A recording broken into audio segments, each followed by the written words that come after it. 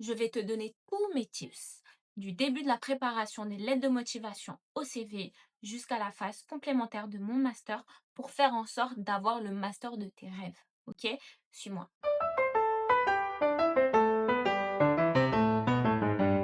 Coucou, je m'appelle Fadmouche, je suis étudiante en M1 de droit et je vais te donner tous mes tips, tous les tips que j'ai mis en place pour avoir le master que je veux.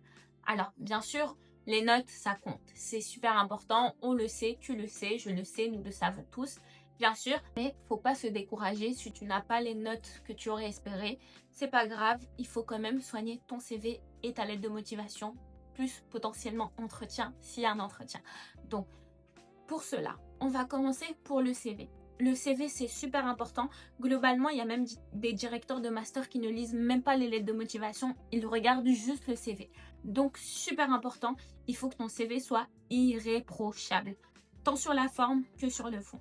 Sur la forme, il faut que ça soit un CV qui soit lisible. Ni trop gros, ni trop petit. Il faut que ça soit beau à regarder. Pas hyper artistique non plus, bien sûr. On est dans un cadre formel et professionnel, mais fais en sorte que ça soit un CV qui soit clean. Pour cela, moi, je te conseille par exemple le modèle Finance. C'est super pratique parce que tout est très organisé. Tu peux mettre toutes tes expériences professionnelles, tous les stages que tu as fait, etc. Et après, tu peux rajouter de la couleur si tu le souhaites.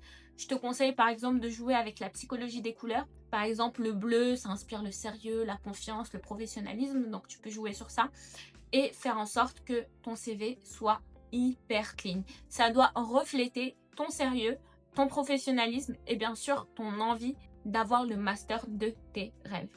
Ça, c'était sur la forme. Sur le fond, il faut que tu mettes tous les stages que tu as fait, bien sûr, et les mettre en rapport avec le master que tu veux.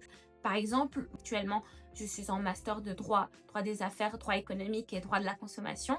Et en L1, j'ai fait un stage à la Banque de France. En fait, toute la procédure de surendettement des particuliers est régie exclusivement par le droit de la consommation. Et ça, je l'ai notifié sur mon CV. J'ai mis la référence exacte de l'article du droit de la consommation.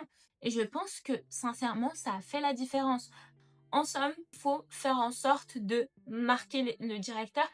Sincèrement, il faut pas voir mon master comme une grosse plateforme abstraite, une grosse machine.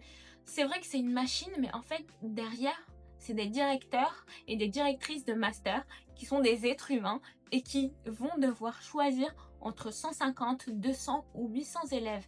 Et pour faire un choix, bah, il faut les aider pour qu'ils vous choisissent. Donc en réalité, c'est des êtres humains qui ressentent des choses et réellement, je vous conseille, et plus globalement dans la manière de voir les choses, il faut réellement voir derrière chaque projet professionnel, en fait, un être humain derrière. Et derrière mon master, il y a des directeurs de master qu'il faut choquer, voilà, qu'il faut toucher. Il faut qu'en fait, ton CV soit pertinent.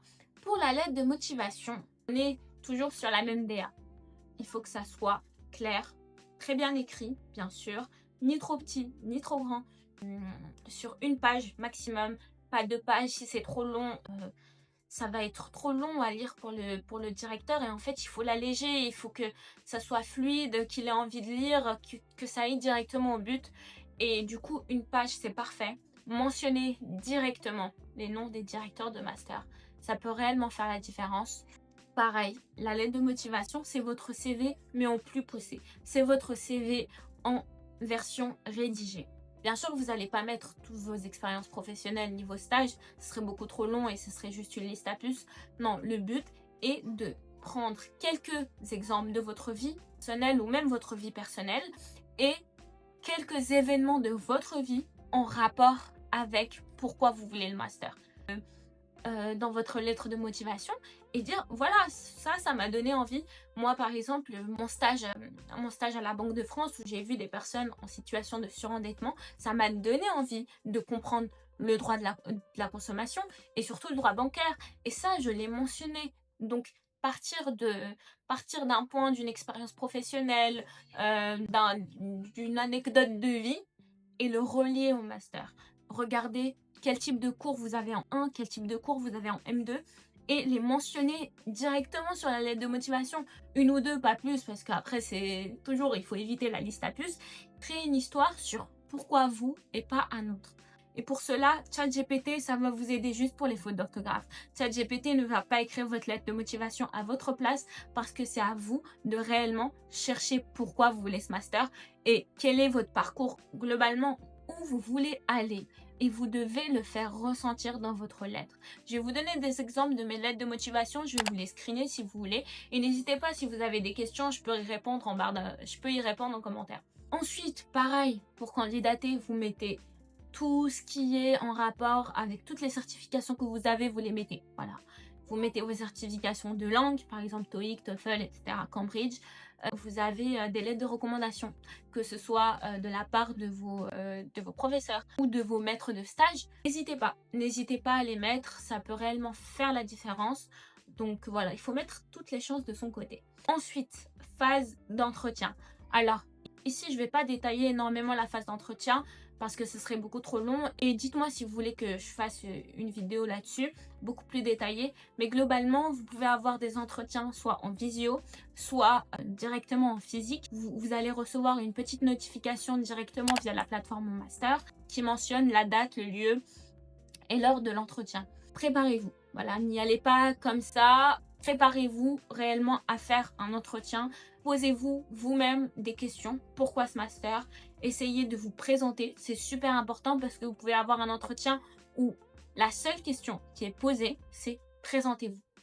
Et il faudra bien se vendre.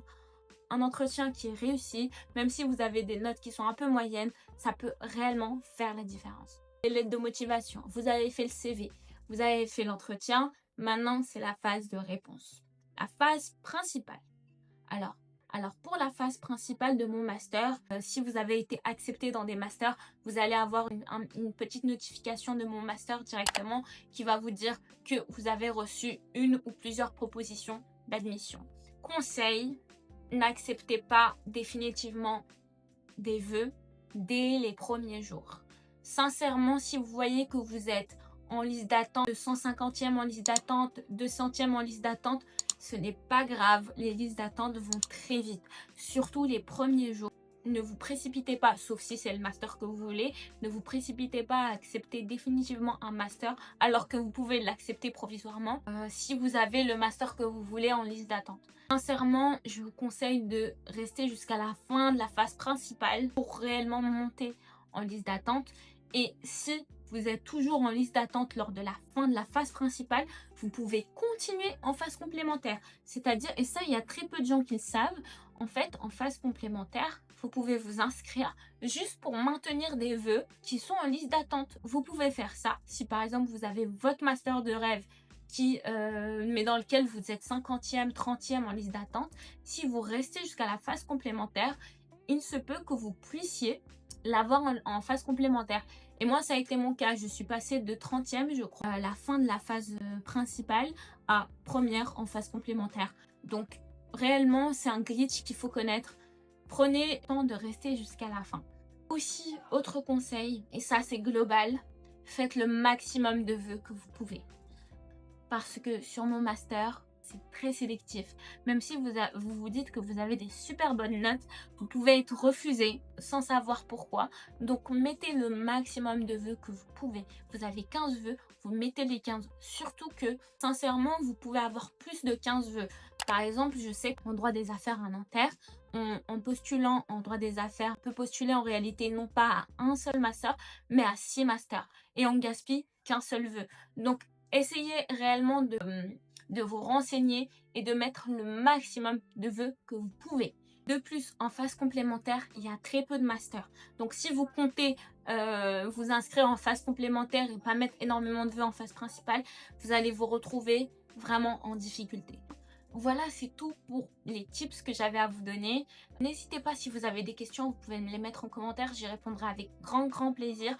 Prenez soin de vous et vous inquiétez pas, tout va bien se passer. Je sais que c'est très stressant, la période, mon master, etc. Ne vous inquiétez pas, vous allez trouver le master de vos rêves. Et je vous fais des gros bisous. Bye!